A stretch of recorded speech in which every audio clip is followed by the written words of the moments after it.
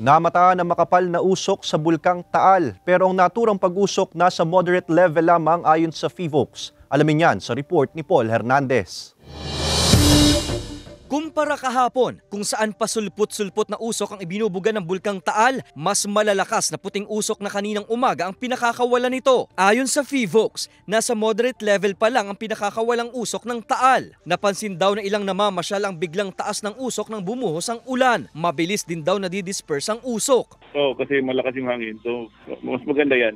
At saka kung maulan, maganda rin yan kasi madaling ma-dissolve yung sulfur dioxide sa ulan. Kampante na kami ngayon kasi medyo kumalma na yung usok ng Taal. Kumpara kanina na makapal-kapal kanina . Nitong magdamag, 10 volcanic tremors o mga vibrations sa ilalim ng bulkan ang nairehistro ng ahensya. Pero malayong-malayo pa rin daw ang bilang na ito kumpara sa mga volcanic earthquakes na naitala noong December 2019, bago pa man ang pagputok noong January 2020.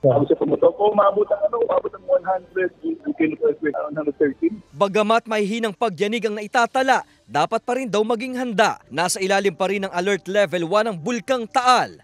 Kasama si Buhay Adante Jr., Paul Hernandez. Balitang Southern Tagalog.